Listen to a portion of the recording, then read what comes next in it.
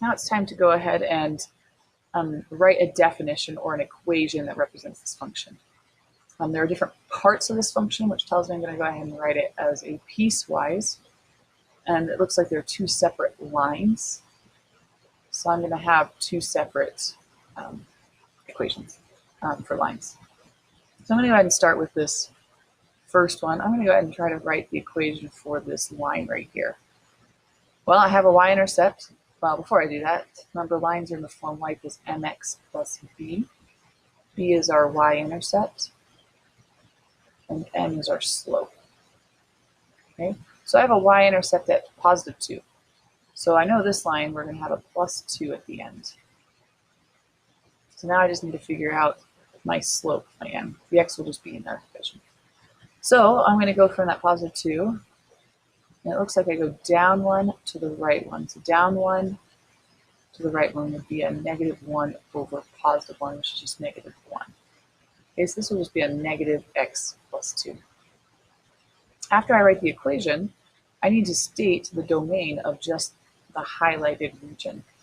So if you look right here, it looks like we start from left to right, we start at x equals negative 3. And since there is a closed circle right there, I'm going to say it's equal to. And then we go all the way till positive 1, it looks like. And we also make it equal to because of the closed circle. So this is between negative 3 and positive 1 is another way of saying this. Now I'm going to go ahead and go to my other lines. That's this one right here. So I'm first going to focus on writing an equation for this. Now this one's a little more difficult because there isn't, it's not crossing through the y-axis. So I'm first going to actually find my slope. So I'm going up to, from this point, up to over 1. So it's going to be a 2x. Now if I also go down to the left one, that'll help me find that y-intercept. So I'm now crossing the y-axis at negative 5, so that tells me my y-intercept is negative 5. Now I need to go ahead and write an interval. So I'd say 1, I'd start with 1, because we're starting left to right.